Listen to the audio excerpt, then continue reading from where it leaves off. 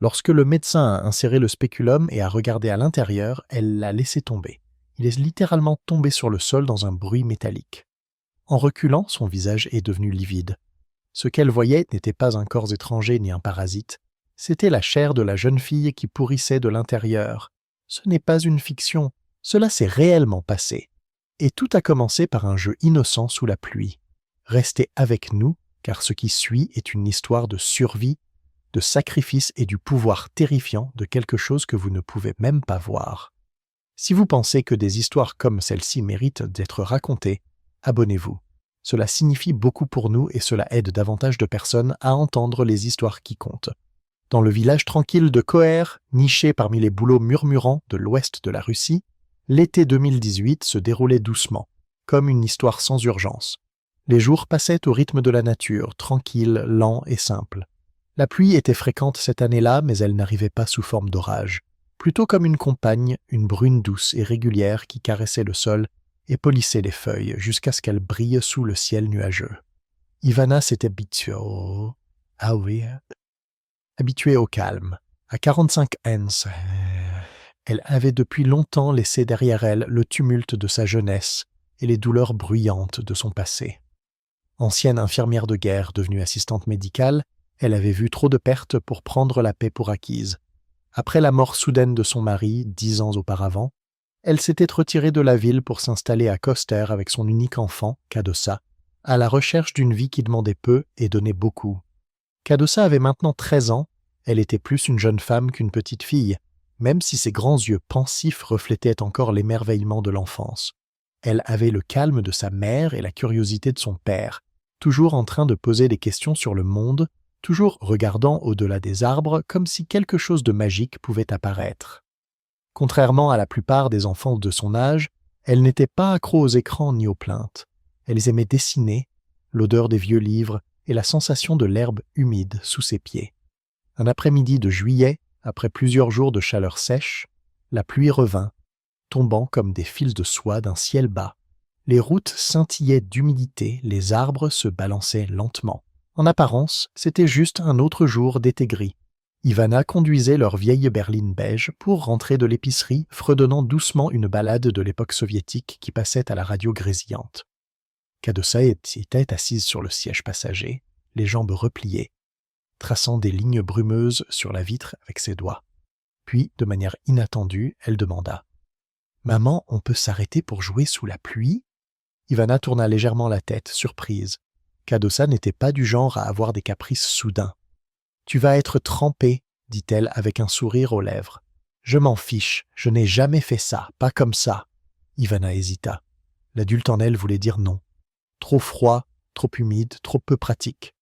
Mais quelque chose dans la voix de sa fille, dans l'arc plein d'espoir de ses sourcils, fit fondre cet instinct. À quand remontait la dernière fois où elles avaient fait quelque chose uniquement pour le plaisir?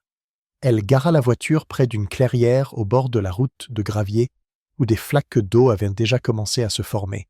Les arbres s'écartèrent juste assez pour laisser le ciel ruisseler sur la terre, créant des miroirs de boue mouchetée de pluie. Kadosa ouvrit la portière avant même qu'Ivana ait coupé le moteur.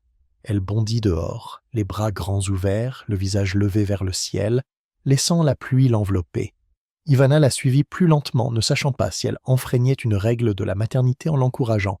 Mais alors, des rires retentirent, légers, joyeux, jaillissant de la poitrine de Kadosa.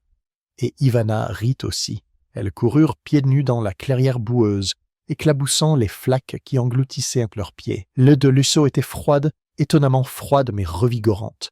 Elles peignaient leurs mollets de stries brunes et laissaient de minuscules bulles s'accrocher à leurs chevilles. Elles tournaient en rond. Elles inventaient des chansons. Pendant ces quelques minutes, les années qui les séparèrent s'évanouirent. Il n'y avait plus de factures, plus de solitude, plus de douleur d'un vieux chagrin, juste la pluie et deux âmes qui s'abandonnaient. À un moment donné, Kadosa s'accroupit pour examiner un groupe de grenouilles qui sautaient autour d'une flaque profonde près du bord de la route. Elle se pencha, laissa l'une d'elles grimper sur sa paume et rit lorsqu'elle rebondit dans l'eau boueuse. Elle ne vit pas la petite mousse gris-vert qui bordait la flaque. Ivana, qui observait la scène à quelques mètres de là, ne la vit pas non plus. Le temps passa. La pluie ne cessait de tomber, mais le vent se levait et les arbres murmuraient d'un ton un peu plus pressant. Ivana regarda sa montre et appela doucement sa fille pour qu'elle revienne à la voiture. Elles s'essuyèrent du mieux qu'elles purent en riant, laissant des traces de pas humides sur les sièges en tissu. Les moteurs démarrèrent en tous sautant. La chaleur des bouches d'aération envahit rapidement l'habitacle, transformant leur humidité en vapeur. Pendant qu'elles rentraient chez elles, les rires s'estompèrent pour laisser place à un silence confortable. Le genre de silence qui existe entre des personnes qui ont partagé quelque chose de réel, quelque chose dont elles se souviendront longtemps après que tout le monde l'aura oublié. Ce soir-là, Ivana borda Kadosa dans son lit avec une tasse de thé chaud et embrassa son front, remarquant seulement une légère rougeur près de la tempe de sa fille qu'elle attribua au vent. Elle ne vit pas que Kadosa remuait ses jambes sous la couverture ni le léger sourire qui passa sur son visage lorsqu'elle crut que sa mère ne la regardait pas. Dans le salon, Ivana pliait le linge tandis que la pluie continuait de tomber dehors, tapotant contre les fenêtres comme une berceuse. Elle pensait à quel point c'était rare, des moments comme celui qu'elle venait de partager. Elle se promit d'en profiter davantage, de dire oui plus souvent. Elle sourit, inconsciente que quelque chose d'invisible avait déjà pris racine. Dans l'obscurité de la chambre de Kadosa, sous la couette à motif de tournesol, la fillette était recroquevillée sur le côté. Une démangeaison sourde et persistante lui chatouillait l'intérieur de la cuisse. C'était gênant et inconfortable. Elle se gratta légèrement, puis plus fort, la sensation s'intensifia, devint plus étrange, comme une chaleur sous la peau, comme si quelque chose essayait de sortir. Elle se retourna, se disant que ce n'était rien, juste une réaction aux vêtements humides, peut-être un reste de savon dans la baignoire. Mais cette pensée ne la réconforta pas. Elle resta avec elle-même après qu'elle eut sombré dans le sommeil. Dehors, le vent poussait la pluie sur le côté, la plaquant contre la vitre, et quelque part sous la surface de la mémoire et de la boue, quelque chose remuait. Le lendemain matin arriva dans un calme étrange. La pluie avait cessé, mais les nuages restaient lourdement gonflés bas dans le ciel. La terre l'était saturée, l'air riche de l'odeur de la terre humide et de l'écorce de pin. Les oiseaux gazouillaient prudemment, comme s'ils ne savaient pas si la tempête était vraiment passée. Ivana se réveilla avant l'aube, comme elle le faisait souvent, prépara une théière de thé noir fort et mit le petit déjeuner sur la table. Elle accomplissait ses tâches quotidiennes avec un calme habituel, prenant soin de ne pas déranger Kadosa, qui dormait encore à l'étage. Ivana appréciait le silence de la maison, qui lui rappelait que le calme ne signifiait pas toujours l'absence. Certains silences étaient rassurants, mérités, paisibles. Mais en milieu de matinée, le calme commença à lui sembler anormal. Kadosa n'était pas descendue pour le petit déjeuner. C'était inhabituel. La jeune fille était généralement ponctuelle et arrivait souvent avant sa mère à table. Ivana monta l'escalier grinçant et frappa doucement à la porte de sa fille. Pas de réponse. Elle l'ouvrit lentement. La pièce sentait légèrement la sueur et autre chose. Une odeur aigre, presque métallique. Kadosa était recroquevillée sous la couette, le front luisant de sueur. Elle remua à l'approche d'Ivana, clignant lentement des yeux, le regard vague. « Tu ne m'as pas réveillée, » murmura-t-elle. « Tu n'es pas descendue, » répondit Ivana doucement en écartant une mèche de cheveux humides du visage de sa fille. Ses doigts s'arrêtèrent, la peau était brûlante, trop chaude. « Je me sens bizarre, » murmura Kadosa. « J'ai mal au ventre et là, en bas, ça me démange, ça brûle, c'est vraiment horrible. » Ivana sentit sa poitrine se serrer. Elle s'assit sur le bord du lit et demanda à sa fille de décrire ce qu'elle ressentait. Kadosa hésita, visiblement gênée, puis les mots sortirent. Une sensation de picotements aigus, des démangeaisons qui ne s'arrêtaient pas, comme une pression venant de l'intérieur. L'instinct maternel d'Ivana se heurta à sa formation médicale. La mère voulait croire qu'il s'agissait de quelque chose de simple, d'une éruption cutanée, une réaction allergique, peut-être une légère infection due à des vêtements humides.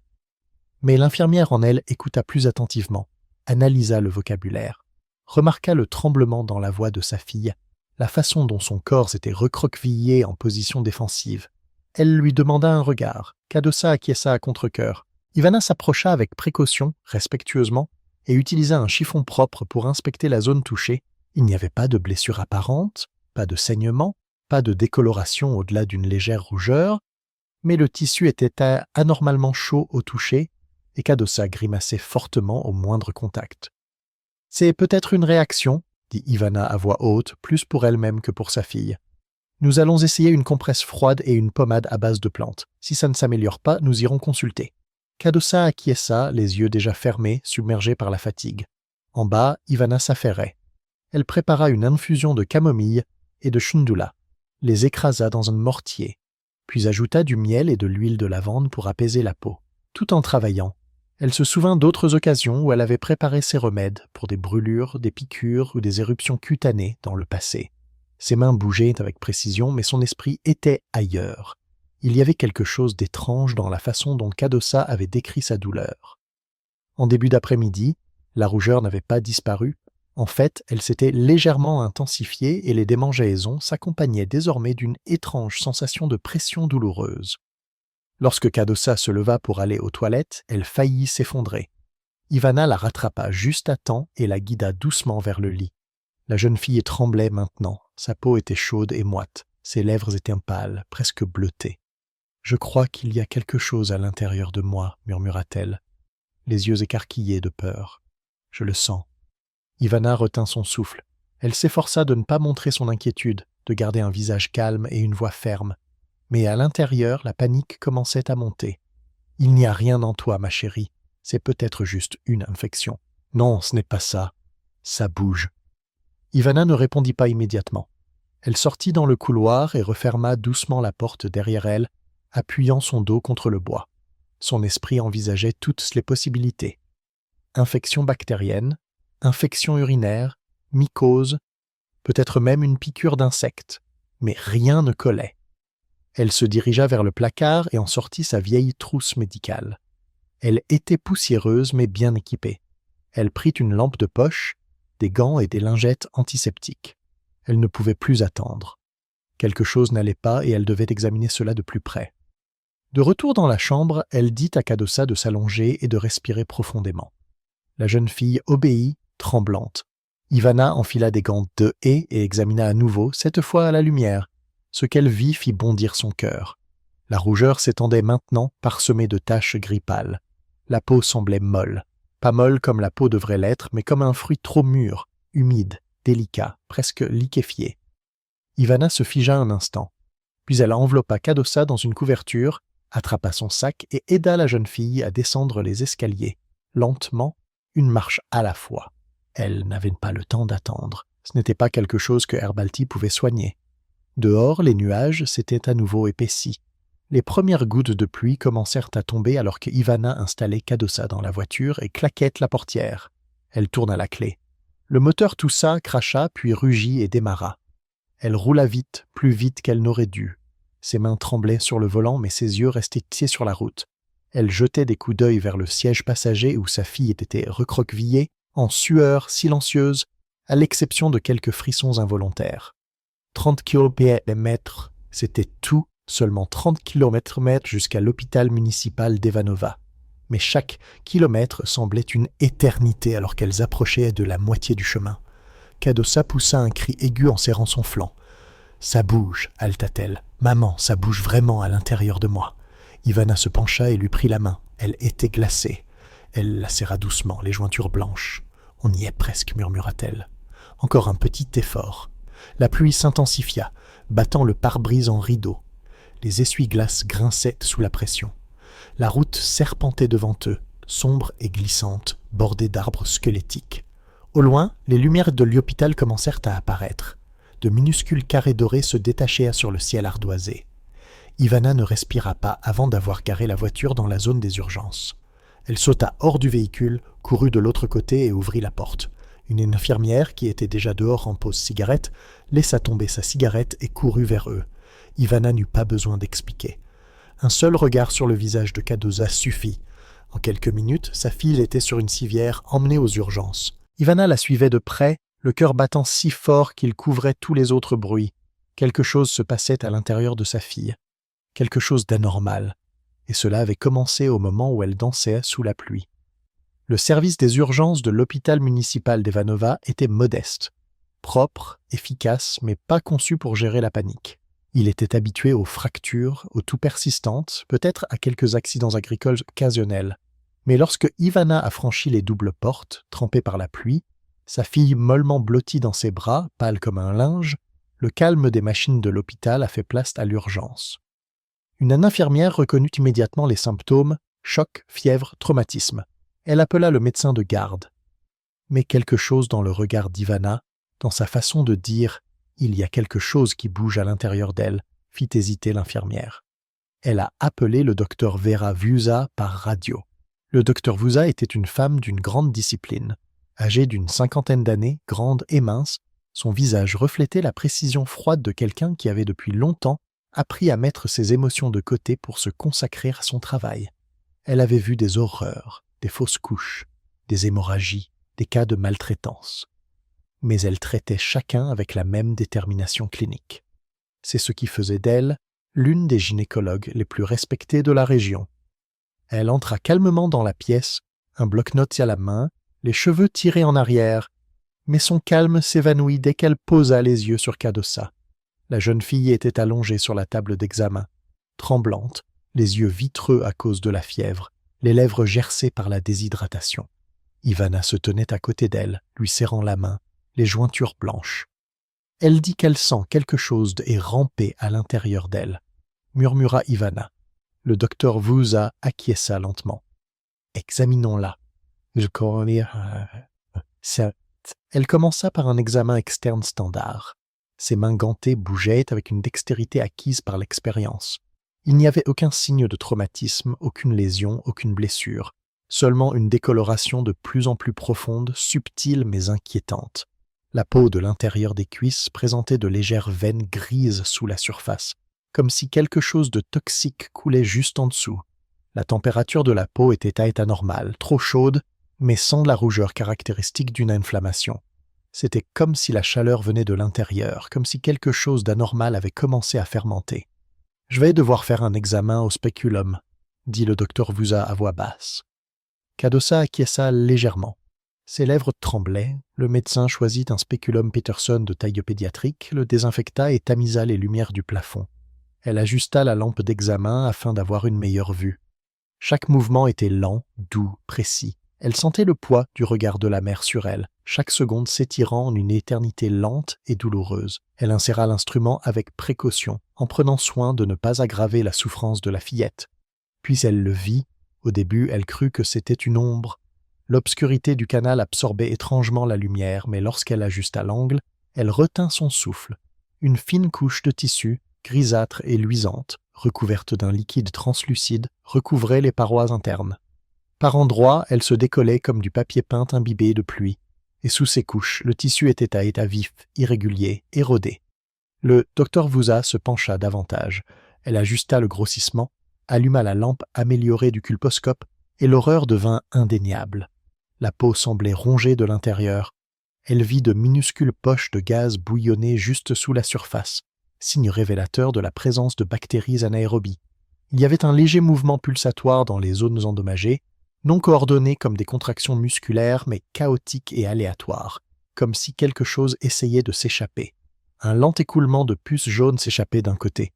L'odeur la frappa comme une vague âcre, chimique et putride. Son corps réagit avant que son esprit n'ait le temps de comprendre.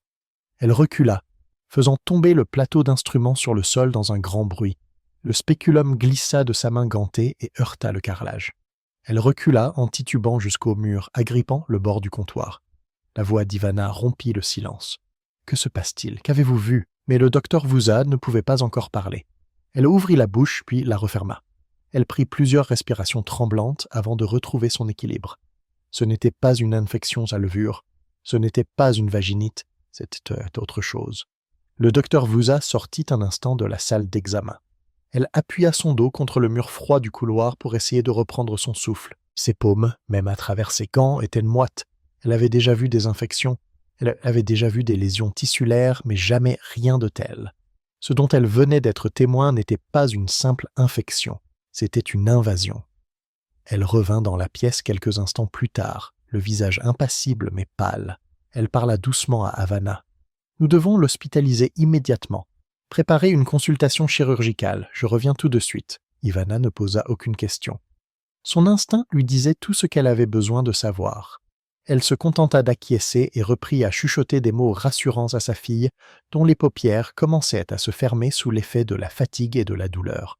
Dans l'aile adjacente, le docteur Vusa informa le chirurgien en chef de garde, le docteur Pavle Malan, un homme grand et large d'épaules, âgé d'une 60aine d'années, connu pour ses mains sûres et sa précision sans faille au bloc opératoire.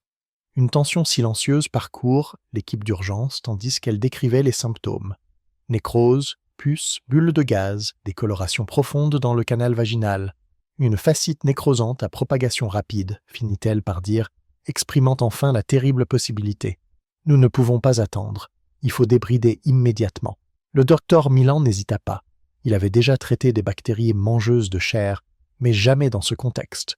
L'idée d'une apparition aussi rapide, surtout chez une jeune fille en bonne santé sans blessure visible, fit sonner l'alarme dans son esprit, mais il acquiesça et commença les préparatifs. De retour dans la salle, Cadosa était entre la vie et la mort. Elle fut emmenée en salle d'opération dans les 30 minutes qui suivirent. Ivana la suivit aussi loin que le permettait le couloir menant au bloc opératoire, puis resta seule dans la salle d'attente, les doigts entrelacés, les lèvres remuant en une prière silencieuse.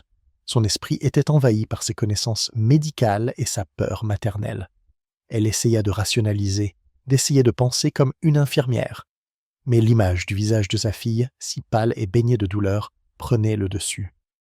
Dans la salle d'opération, le docteur Malin, assisté du docteur Voussa et d'une équipe d'infirmières, commença l'intervention. Dès qu'ils ouvrirent la zone infectée, un sifflement s'échappa. Un signe inquiétant et indubitable de nécrose provoqué par le clostridium ou le streptocoque. Ce qu'ils découvrirent était pire que prévu. Les tissus avaient déjà commencé à se liquéfier, non seulement en surface, mais aussi dans les poches profondes des muscles et des tissus conjonctifs. Des lambeaux de peau et des structures sous-jacentes se détachaient visiblement. Une partie de l'infection semblait avoir gagné des zones saines, attaquant des régions qui n'avaient pas été touchées auparavant. La vitesse de détérioration était anormale, contre nature. Le débridement commença. Couche après couche, les tissus en décomposition furent retirés, révélant le rouge vif des muscles survivants en dessous. Ils travaillèrent méthodiquement, nettoyant, irriguant et isolant chaque zone infectée. 4 antibiotiques furent administrés en tandem, vancomycine, clintomycine et une céphilosporine à large spectre. Pendant près de 2 heures, l'équipe lutta contre l'infection. À un moment donné, malgré ses décennies d'expérience, le docteur Milan s'est arrêté devant une zone de tissu qui semblait palpiter d'elle-même. Il a échangé un regard avec le docteur Voussa. Aucun des deux n'a parlé, mais ils savaient tous deux que ce cas avait déjà dépassé le domaine de la pathologie normale. À la fin de l'opération, Cadosa était stabilisé, mais de justesse. Un tube de drainage a été mis en place. Son corps a été enveloppé dans des bandages stériles, puis elle a été transportée en soins intensifs. Ivana a été autorisée à entrer juste le temps de voir le visage de sa fille, pâle contre les draps blancs stériles, avant d'être gentiment raccompagnée dehors. Dans le couloir, le docteur Voussa l'a rejointe. Elle lui a expliqué ce qu'ils avaient fait, ce qu'ils avaient trouvé. Ses mots étaient imprudents, cliniques, mais derrière son regard, Ivana pouvait lire la vérité. « C'est une fascité nécrosante, a dit doucement le médecin, une forme très agressive. Mais nous avons retiré tous les tissus infectés visibles. Les prochaines 24 heures seront critiques. » Ivana acquiesça, les mains tremblantes. Elle murmura « Merci », puis s'assit silencieusement dans le couloir, le regard fixe, immobile. Mais l'infection n'avait pas encore fini de faire son œuvre. Plus tard dans la soirée, alors que le docteur Malan se lavait dans la salle de bain du personnel, il remarqua une sensation de brûlure dans son avant-bras. Pensant que c'était dû à la pression des longues heures de travail et aux gants serrés, il n'y prêta pas attention. À minuit, une infirmière signala une rougeur sur sa peau. À l'aube, elle s'était étendue sur 5 cm. Dans une autre aile de l'hôpital, Ivana, qui n'avait pas quitté le chevet de sa fille, commença à ressentir une étrange sensation de démanger. J'ai son. Au début, elle n'a rien dit. Elle ne supportait pas l'idée de tomber malade alors que sa fille était toujours inconsciente. Mais le lendemain matin, la douleur s'était intensifiée et elle s'est finalement confiée à une infirmière. Le docteur Voussa a procédé à un examen rapide. Ce qu'elle a vu sous la lampe l'a glacée d'effroi. Une zone de tissu sur la cuisse d'Ivana, juste au-dessus du genou, ressemblait étrangement à ce qu'elle avait vu chez Cadosa la veille. Une deuxième vague avait commencé. Le personnel hospitalier s'est mobilisé rapidement, mais les rumeurs se propageaient déjà. D'abord une jeune fille, puis sa mère, maintenant le chirurgien qui l'avait opérée. Et chaque cas présentait des signes de nécrose qui s'étendaient, chaque fois plus rapidement que le précédent. Quelle que soit la chose à laquelle ils étaient confrontés, ce n'était pas ordinaire. C'était insidieux, agressif, peut-être transmissible par voie aérienne. Et cela avait commencé par un rire sous la pluie. La salle de soins intensifs où Cardoza était allongé était faiblement éclairée. Son silence stérile n'était rompu que par le doux ronronnement des machines et le bip rythmique d'un moniteur cardiaque. Des fils pendaient de ses bras comme des vrilles, des tubes lui fournissaient de l'oxygène et lui administraient des perfusions. Sa poitrine se soulevait et s'abaissait à l'aide d'un appareil à oxygène. Bien que l'opération ait permis d'éliminer les zones de nécrose les plus visibles, le danger était loin d'être écarté. Ivana était assise au chevet de sa fille, les mains crispées sur ses genoux, les yeux fixés sur le visage immobile devant elle. Les joues de la fillette étaient pâles, ses lèvres sèches, mais son expression avait perdu son agonie pour laisser place à une sorte de vide épuisé. Il était difficile de croire qu'à peine la veille, elle dansait un pieds nus sous la pluie. Au bout du couloir, l'équipe des maladies infectieuses de l'hôpital s'était réunie dans une salle de réunion silencieuse. Le docteur Vuza se tenait devant l'assemblée et présentait les résultats de l'opération. Des photos des tissus infectés s'affichaient sur l'écran du projecteur. Une peau grise et pourrie, des bulles de gaz sous le derme et des poches de liquéfaction soudaine qui défiaient le comportement bactérien typique. Il n'y avait aucun point d'entrée clair, aucune blessure apparente, aucun signe de réponse immunitaire avant qu'il ne soit déjà trop tard. Le consensus était prudent mais clair. Il ne s'agissait pas d'un cas classique de fascite nécrosante. C'était quelque chose de plus rapide, de plus agressif, peut-être d'origine environnementale. Des tests génétiques avaient déjà été commandés sur les échantillons bactériens, mais les résultats prendraient plusieurs jours. En attendant, des mesures de précaution étaient prises, protocole d'isolement, chambres à pression négative, combinaison de protection biologique pour toute personne entrant dans le service infecté. Mais les dégâts avaient déjà commencé à se propager, silencieusement, insidieusement. Le docteur Malin, qui avait assisté à l'opération de Cardoza, était assis dans son bureau plus tard dans la nuit, retroussant sa manche pour examiner une tache rouge sur son avant-bras. Elle avait grossi. Lorsqu'il appuya dessus, elle céda légèrement sous son doigt, comme un fruit mûr. La peau était sensible, mais surtout anormalement chaude au toucher. Il hésitait encore. Il était chirurgien. Il avait enduré d'innombrables égratignures et contusions, mais un soupçon de doute avait commencé à s'installer dans son esprit. La veille encore, il avait ri en se cognant le bras contre le plateau métallique. À présent, il ne pouvait se défaire de l'impression que quelque chose s'était introduit dans son corps. Pendant ce temps, dans l'unité de soins intensifs, Havana sentit une sensation étrange envahir sa cuisse, une chaleur, une tension. Elle essaya de changer de position sur sa chaise, s'étira, se redressa, mais la gêne ne disparut pas. Elle pulsait régulièrement, comme une braise enfouie. Elle passa sa main sur sa jambe et fronça les sourcils. Sa peau était chaude à travers le tissu de son pantalon.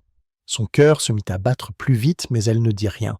Pas encore, pas tant que sa fille était encore silencieuse.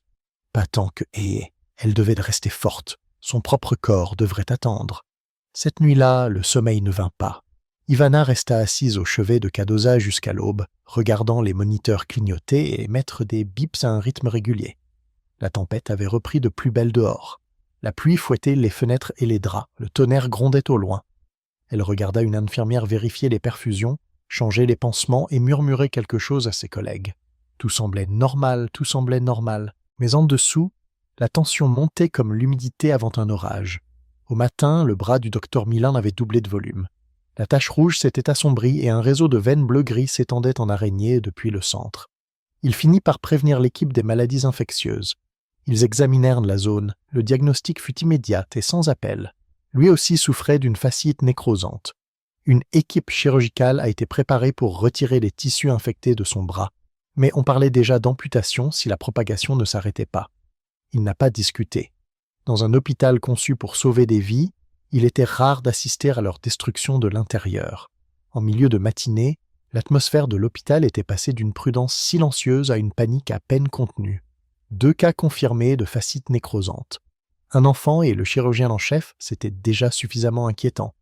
Mais lorsqu'un 3e cas est apparu, les chuchotements se sont transformés en murmures effrayés derrière les portes closes. Elle s'appelait Anna, elle avait 25 ans, était infirmière stagiaire fraîchement diplômée et avait été affectée à l'unité de soins intensifs. Elle avait été présente pendant la première nuit de soins post-opératoires de Cardoza, changeant les perfusions, vérifiant les signes vitaux, ajustant les oreillers avec des mains douces. Elle se tenait maintenant dans le couloir devant le poste des infirmières, pâle et tremblante, serrant son poignet gauche. Une petite tache rouge apparaissait juste sous son pouce, accompagnée d'une sensation de brûlure persistante qui avait commencé quelques heures plus tôt et s'était rapidement aggravée. « Je n'ai rien touché directement, » insistait-elle. « J'ai porté des gants tout le temps. » Le docteur Vusa l'examina en silence. La peau était rouge, mais sous la surface, de petites bulles avaient commencé à se former. Elle les reconnut immédiatement. Des crépitations, signe de la présence de gaz sous-cutané. L'odeur était également revenue, légèrement aigre, âcre, comme celle d'agrumes en décomposition. Anna fut immédiatement placée en isolement. De retour dans l'unité de soins intensifs, Ivana était assise, raide sur sa chaise. La chaleur dans sa cuisse s'était transformée en une douleur lancinante. Elle ne pouvait plus l'ignorer. Son corps souffrait à chaque respiration et sa vision se brouillait toutes les quelques minutes à cause de la fièvre qui montait progressivement en elle. Pourtant, elle restait là. Ce n'est que lorsqu'une infirmière remarqua son teint pâle et la sueur qui imprégnait son chemisier que l'alarme fut donnée. « Elle est brûlante », a-t-elle déclaré. Son pouls est élevé. Elle ne réagit pas clairement. Ça, c'est comme... Oh. Ivana a été à s'installer dans un fauteuil roulant et emmenée dans une salle d'examen. Son pantalon a été découpé, révélant une zone rouge-violet de la taille d'une main, entourée d'un halo gris. Lorsque le médecin a appuyé légèrement, un liquide s'est écoulé sous la peau. Il n'y avait ni coupure, ni blessure, juste une infiltration rapide et inexpliquée. Un autre cas, une autre confirmation, et le temps pressait. En l'espace de 36 heures, 4 personnes avaient présenté les symptômes de la même infection agressive détruisant les tissus.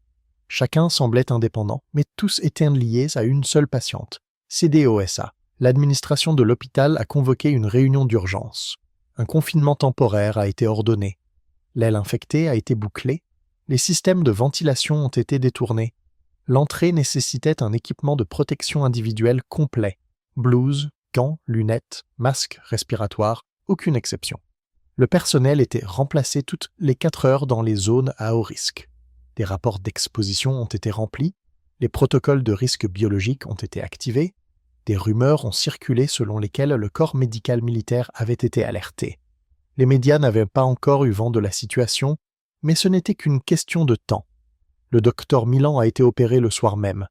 Les tissus infectés de son avant-bras s'étaient considérablement aggravés. Une bande noire s'étendait désormais du coude au poignet. Les chirurgiens ont tenté un débridement, mais il était clair que l'infection avait atteint l'os.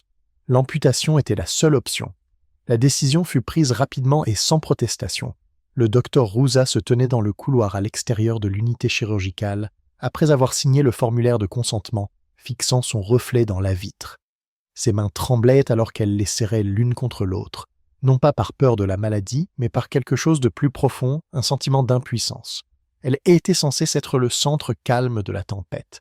Mais à présent, elle se sentait comme un bouchon ballotté par les flots. Comment cela avait-il commencé? Qu'avait-il manqué? Et pire encore, était-il déjà trop tard pour l'arrêter? Ivana était échouillée.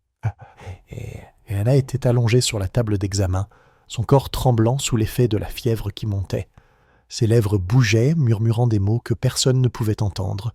Peut-être priait-elle, peut-être essayait-elle de se donner la force de se battre, mais sa peau racontait une autre histoire. La nécrose se propageait plus vite que prévu. La zone infectée sur sa cuisse avait doublé de volume en quelques heures. Des plaques de peau avaient pris une teinte bleuâtre, et là où les tissus auraient dû être fermes, ils cédaient sous les doigts du médecin comme de l'argile humide. Elle fut opérée dans la nuit. Le docteur Vusa, bien qu'épuisé, l'assista. Il n'était plus question de détachement. C'était devenu personnel. Elle travaillait avec précision, guidant le débridement tandis que l'équipe chirurgicale retirait les couches de chair nécrosée de la jambe d'Ivana. Les tissus se détachaient facilement, comme du papier imbibé d'huile. Ce n'était pas seulement de la peau. Sous l'épiderme, des poches d'infection s'accrochaient au fascia, invisibles à l'imagerie standard, visibles uniquement au toucher et à l'instinct. Les chirurgiens ont gratté, coupé, irrigué avec un antiseptique, puis ont répété le processus. Les heures ont passé. À la fin, la jambe d'Ivana avait été sauvée, mais de justesse. Elle porterait des cicatrices à vie. Et peut-être quelque chose de plus profond, le sentiment silencieux d'avoir failli tout perdre.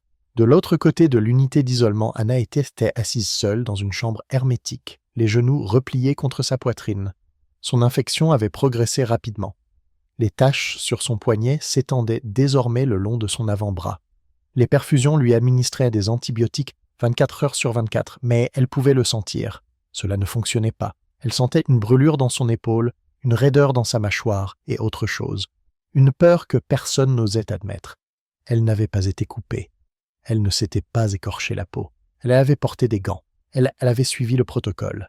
Comment cela avait-il pu l'atteindre? Le docteur Vusa lui rendit visite tard dans la nuit.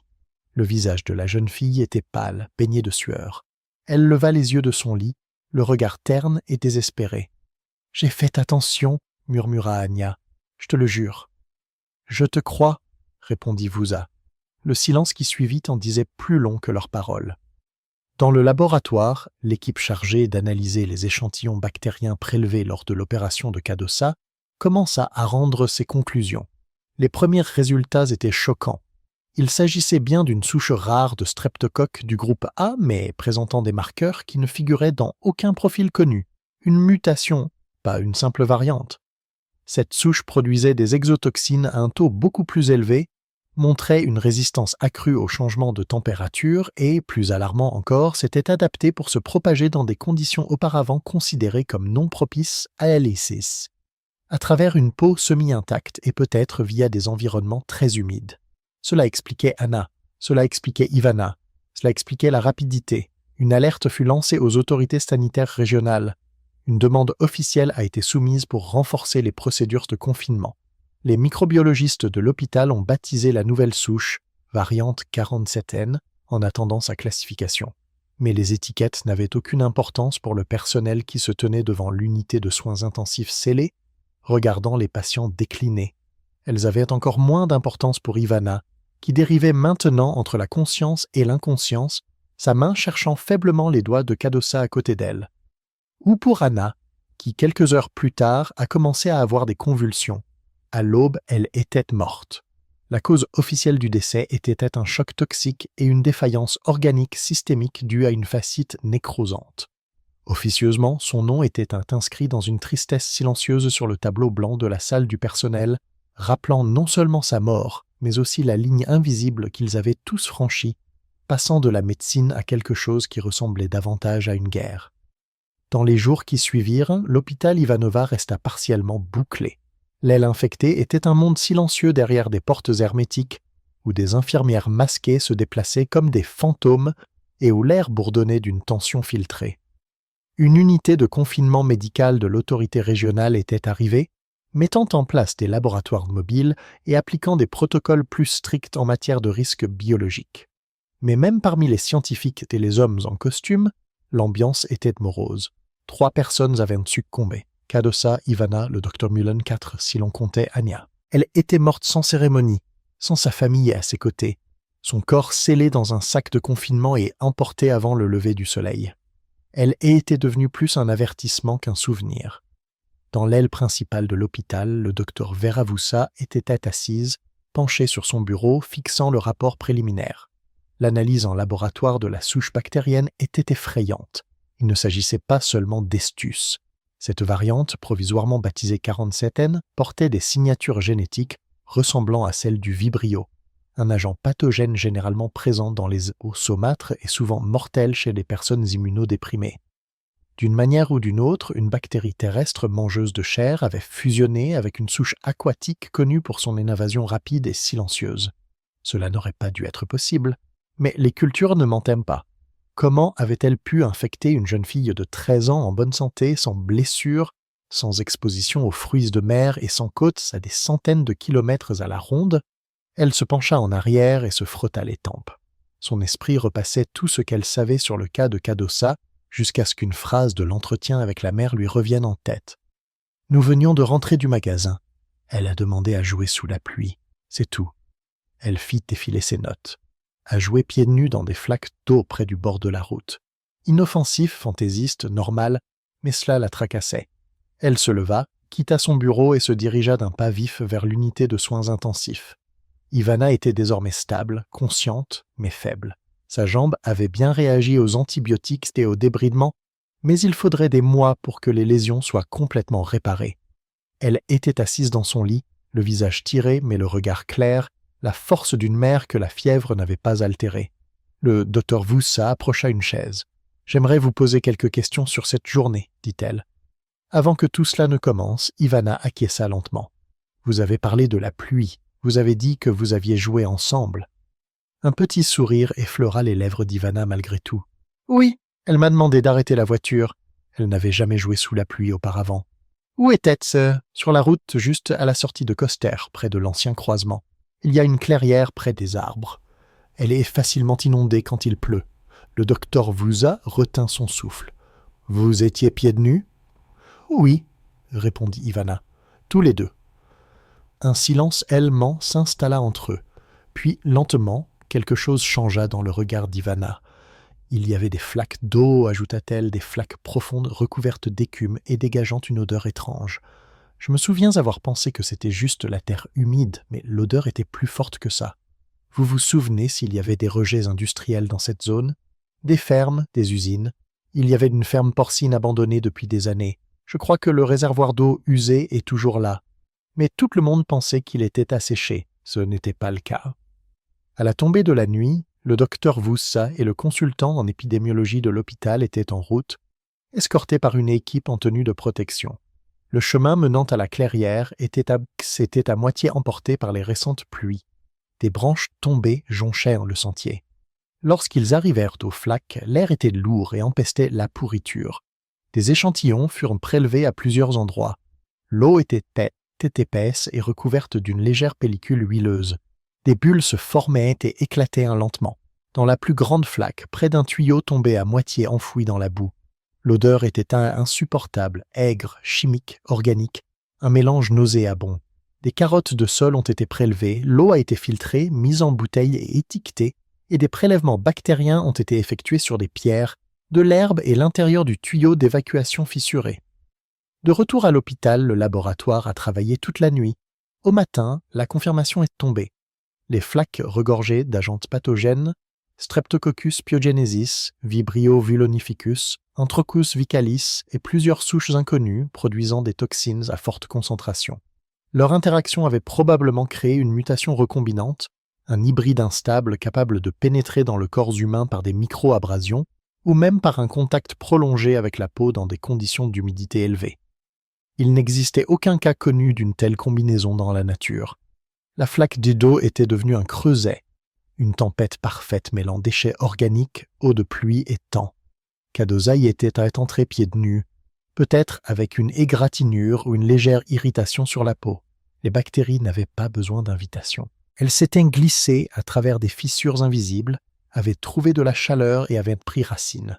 Le docteur Vouza se tenait dans le couloir du laboratoire, les yeux fixés sur l'écran qui affichait des images agrandies des bactéries, les formes tortueuses dansaient sous la lumière fluorescente, inconscientes de la destruction qu'elles les avaient causée. « Quelque chose a créé cela », dit-elle doucement au microbiologiste à côté d'elle. « La nature est pleine d'accidents, » répondit-il, « et certains d'entre eux sont mortels. »« Mais ce n'était pas seulement la nature, » murmura-t-elle. Personne ne répondit. Plus tard dans la soirée, alors que le soleil se couchait derrière l'horizon gris, le docteur Vouza retourna à l'unité de soins intensifs. Elle se tenait entre Ivana et Cadossa, toutes deux endormies, toutes deux menant leur propre combat sous leur peau. Pendant un moment, elle se contenta de les regarder respirer. Il n'y a pas si longtemps, jouer sous la pluie était un acte innocent, une joie d'enfant, une indulgence maternelle. Aujourd'hui, c'était une histoire que l'on raconterait avec prudence, peut-être avec incrédulité et une crainte silencieuse. Mais la vérité demeurait. La pluie n'avait tué personne, le silence dans le sol avait. La guérison n'est pas toujours un chemin rectiligne. Pour Cadossa, elle commença par des fragments. Le lent retour de la conscience, l'odeur stérile de l'antiseptique, la douleur sourde dans ses os qui lui disait qu'on lui avait pris quelque chose.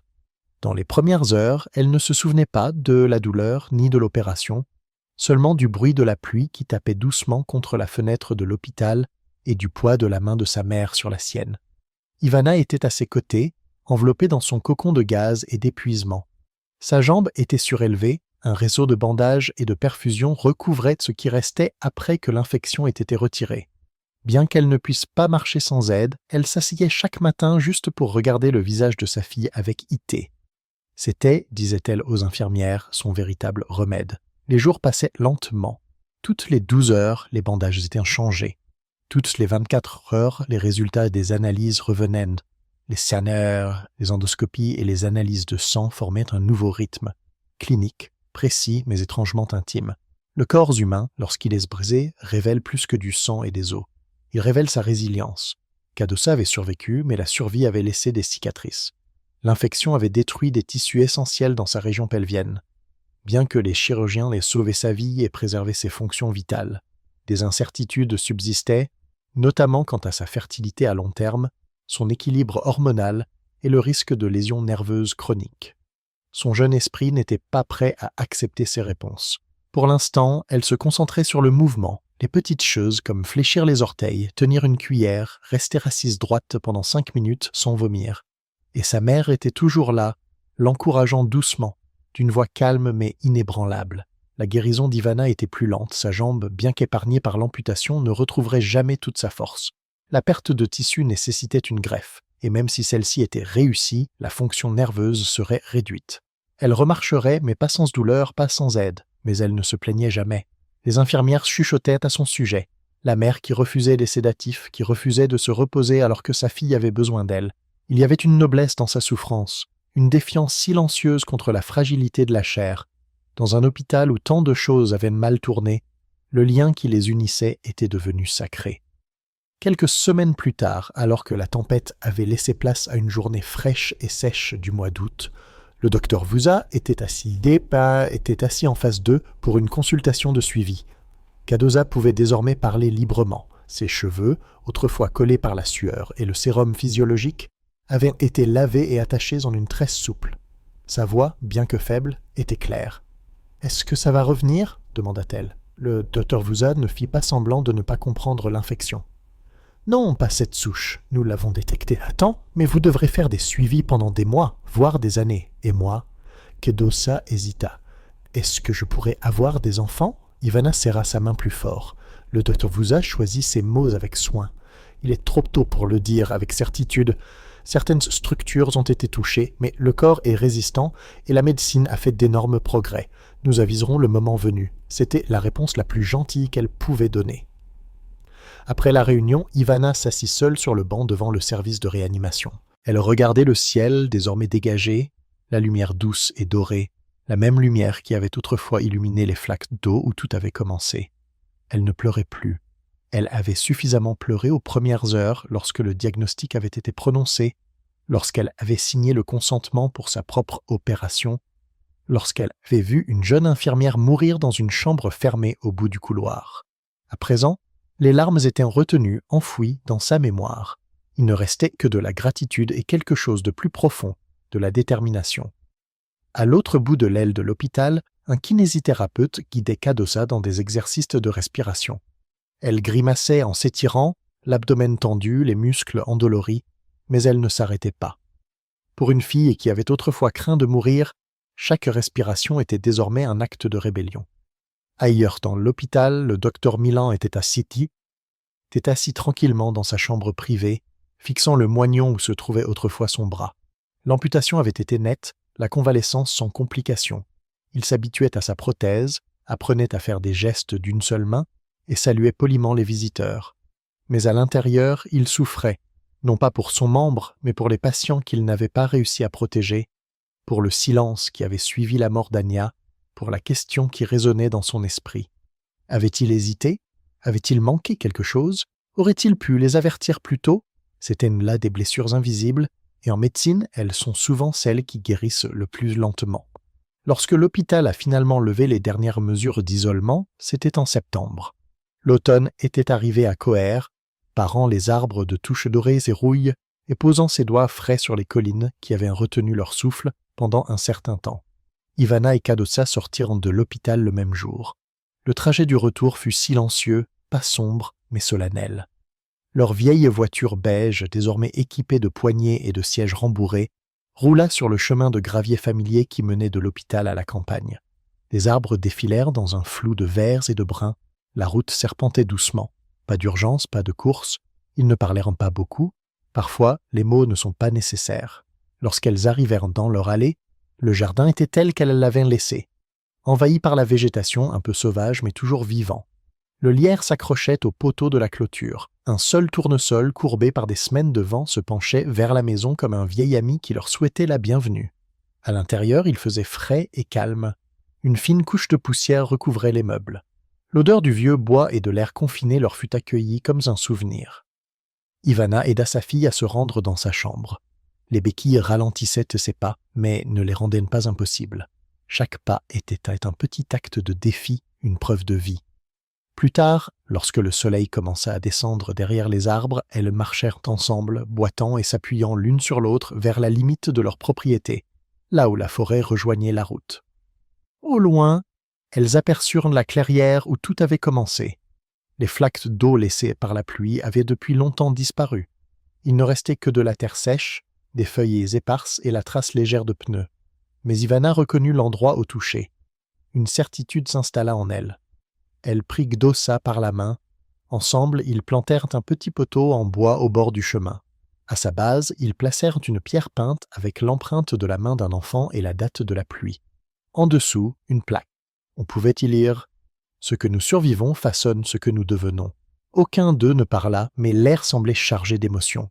Ce n'était ni de la tristesse, ni du soulagement, mais de la compréhension. Dans les jours qui suivirent, la vie reprit lentement, de manière inégale, mais sincère. Les voisins vinrent apporter des fleurs et de la soupe. Le prêtre du village vint offrir ses prières. Le facteur remit une lettre du département régional de la santé remerciant Havana pour son rapport rapide et reconnaissant son rôle dans l'identification de la source de l'épidémie. La lettre était formelle, mais Havana n'avait pas besoin de remerciements. Elle avait besoin de guérir. La guérison prit plusieurs formes, des séances de thérapie par vidéoconférence, des exercices doux prescrits par l'infirmière de rééducation, des matins silencieux avec une tasse de thé et le chant des oiseaux derrière la fenêtre de la cuisine. Cadosa se remit à dessiner, ses mains toujours aussi sûres, ses traits plus précis qu'auparavant. Elle dessina la clairière, les flaques d'eau, les grenouilles, mais elle ajouta désormais « le ciel, toujours le ciel ». Un matin, Cadosa demanda « Tu crois que ça va recommencer ?» Ivana marqua une pause, puis répondit sincèrement « Peut-être, mais la prochaine fois, nous serons prêtes, et eux aussi. » Dans tout le pays, le cas fit référence dans les revues médicales. Le patient zéro fut anonymisé. Le lieu resta vague, mais les conclusions suscitèrent un débat international. Des chercheurs en risques biologiques étudièrent l'hybride bactérien. Les hôpitaux ont mis à jour leurs protocoles. Les familles ont changé leur façon de parler de la pluie, mais pour Cadosa et Ivana, l'héritage ne se trouvait pas dans les journaux ou les gros titres, il était dans le silence, dans la reconnaissance silencieuse de la fragilité et la force de l'affronter. Quelques mois plus tard, elles sont retournées à l'hôpital, non pas en tant que patientes, mais en tant qu'invitées. Le Dr Vusa les avait invitées à prendre la parole lors d'un séminaire destiné au personnel. Elle les a présentées avec des mots de gratitude, mais surtout avec beaucoup de respect. Lorsque Cadosa s'est levée devant le petit auditorium, elle n'a pas parlé longtemps. Elle a simplement dit « Je pensais que j'allais mourir, mais je ne suis pas morte parce que les gens n'ont pas abandonné et parce que ma mère était à mes côtés à chaque instant. » Il n'y avait pas un œil sec dans la salle. Le docteur Milan, assis au premier rang, serra la prothèse fixée à son poignet gauche et acquiesça. Après la conférence, ils se retrouvèrent tous les trois dans le couloir. 3 survivants, chacun portant des cicatrices différentes. Ils partagèrent un café dans des gobelets en carton. Personne n'a mentionné Anna, mais son absence planait doucement entre eux comme un nom écrit dans la lumière. Au moment de partir, le docteur Vusa a glissé quelque chose dans la main d'Ivana. C'était une photo prise par la caméra de sécurité le soir de leur arrivée à l'hôpital. On y voyait Ivana tenant sa fille dans ses bras, sous une pluie battante, le visage marqué par la détermination. « Encadrez-la », dit le médecin, pour ne jamais oublier à quoi ressemble l'amour qui refuse de se rendre. Ivana l'a encadrée. Elle est maintenant accrochée dans leur couloir juste à côté de la porte. Les visiteurs s'arrêtent toujours pour la regarder. Certains posent des questions. La plupart restent simplement un peu plus longtemps que d'habitude, car il y a quelque chose dans cette photo, quelque chose de calme, de fort et d'éternel, comme la pluie sur la peau. Certaines histoires ne se terminent pas par une victoire. Elles se terminent par le silence. Pas le silence de l'absence ou du désespoir, mais celui qui persiste comme la dernière goutte de pluie qui glisse sur une vitre, ou le silence d'un couloir d'hôpital après que les lumières ont été tamisées. c'est le silence du souvenir, du respect, des leçons qui ne sont pas criées mais comprises en silence. C'était l'une de ces histoires. Kadosa et Ivana ne sont pas revenus de la guerre avec des médailles ou des gros titres. Leur survie n'a pas été accompagnée de fanfares ou d'applaudissements. Il n'y a pas eu de défilé, seulement une convalescence lente, douloureuse et personnelle.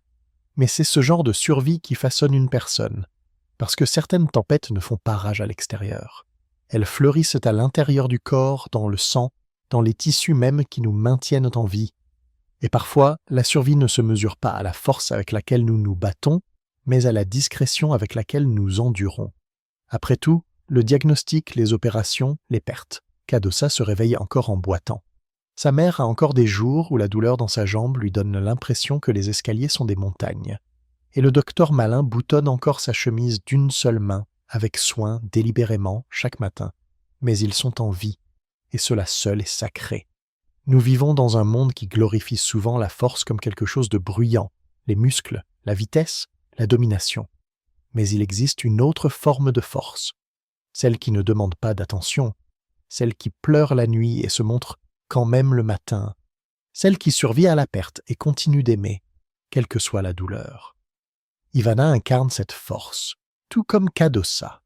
Et vous aussi, si vous avez déjà traversé une période sombre, douloureuse, et que vous avez retrouvé le chemin de la lumière même si vos pas étaient lents, car la vérité, c'est que nous sommes tous des survivants. Peut-être pas d'une infection ou d'une opération chirurgicale, mais d'un chagrin, d'un regret, d'une peur, d'un moment où le monde a basculé sans nous demander notre avis. Et c'est dans cette humanité commune que des histoires comme celle-ci trouvent leur raison d'être. Elles nous rappellent que la vie est fragile mais que cette fragilité n'est pas un défaut. C'est ce qui rend la vie précieuse. Que le danger peut venir d'où on s'y attend le moins, mais que l'est la force aussi.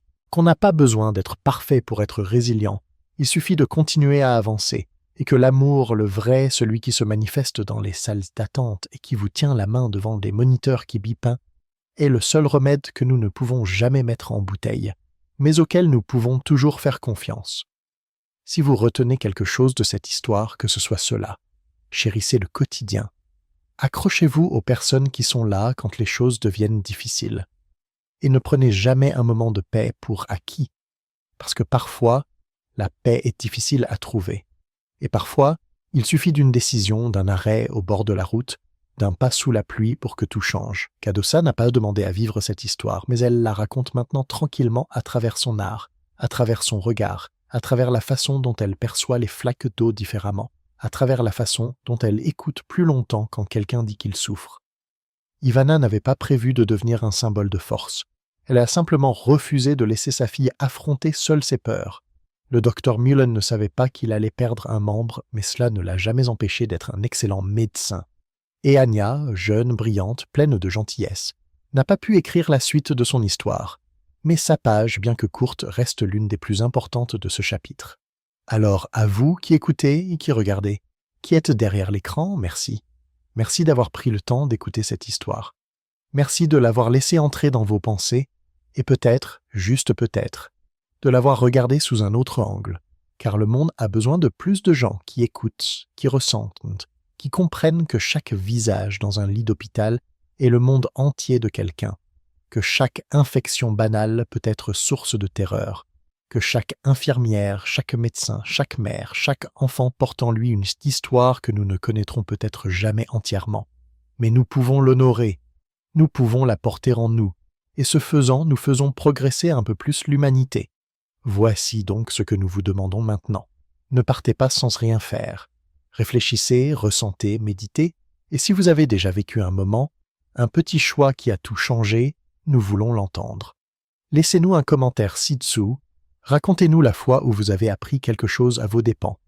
Dites-nous ce que cette histoire vous a fait ressentir ou laissez simplement un cœur pour nous montrer que vous êtes là et que vous nous écoutez.